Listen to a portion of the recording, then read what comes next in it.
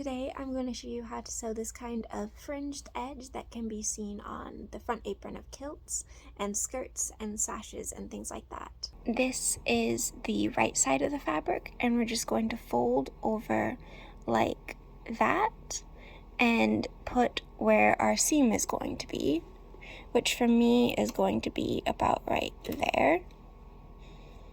And everything on this side of the seam will be fringe, and everything on this side of the seam is going to be what keeps the fringe from unraveling. Then we sew our seam down. While sewing this, you want to, if you can, sew as close to the same, following the same thread of your cloth as possible, because that will make the fringe cleaner. Now you should have this with your little seam and your fringy part.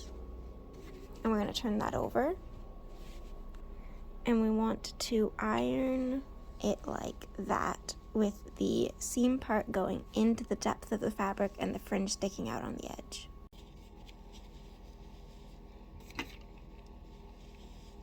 Now that we have that pressed down, we're just going to stitch along the edge, and that'll make a top stitch on the front and this stitched in a kind of like fell stitch situation on the back.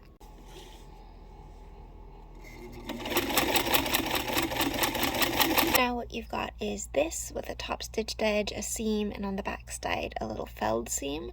And then the last step is you're just going to pull out the threads that are running parallel to your seam. It can be useful to take a pin to kind of pull them out a little bit easier. And here you have your fringy edges that won't fray any more than you wanted them to.